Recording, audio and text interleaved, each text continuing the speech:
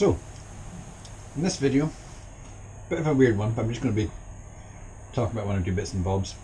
But it's all about my shed, the place where all this stuff happens. Now, for all 5 of my regular viewers, you might have noticed there's something new behind me, and we've got a new door. Now, this isn't a big shed, and the last few years, having my firstborn and all that stuff, things started sliding some places. And the physical integrity of this little shed was certainly one of them. The door was rotten to hell. I was just pulling handfuls out of the bottom. Not great at keeping my sight, not the most secure either. The back wall, the feather lap boards, it all splayed out and kind of started to peel apart and rot away in certain bits, so that was just letting the weather in there as well. The roof leaks like a sieve. So took on a bit of a project, slowed down some of the videos this was trying to make up for, and it's essentially Project Shed. We can't really work in upgrading banks well if the workspace you're working in isn't the best. And honestly, when I first put this together, I had no money, no materials, and I wasn't as good a joiner as I am now. Still not a great joiner, just better than I was a couple of years back.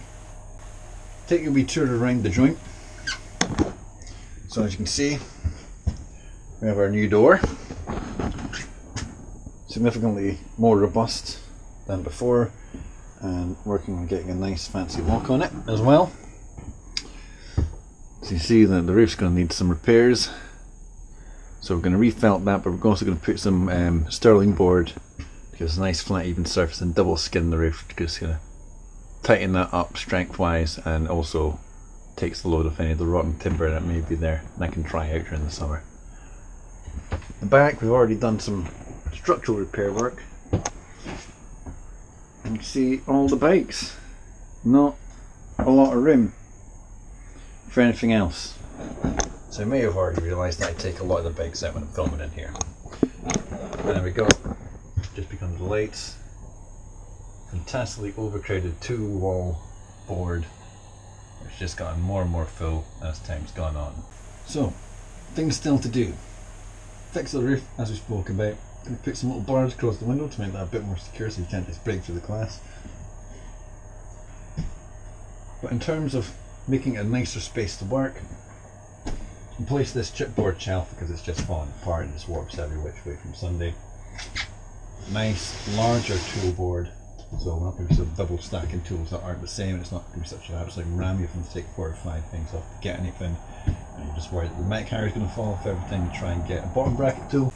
The workbench and the shelves beneath where you're currently watching me from is a total rat's nest of ridiculous pieces of timber and wood and angles, and it doesn't really fit, and it's made up of 3 or 4 different things. We're going to make a nice new custom bench with a solid beech pine top workbench to work off. I'll be able to put a proper vise on there.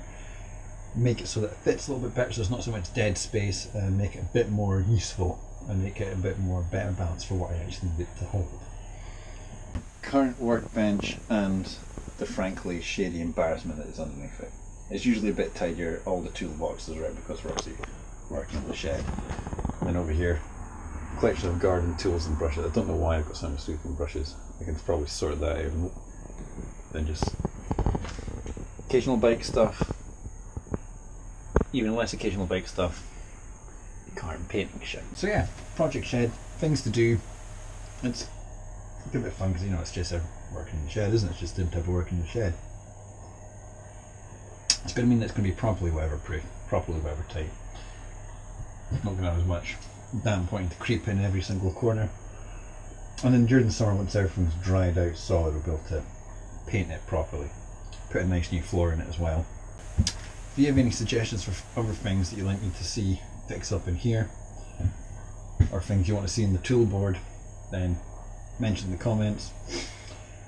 And tell us those tales of woe from inside your little shacks. In fact, don't tell me that. Keep that stuff to yourself. Thanks for watching.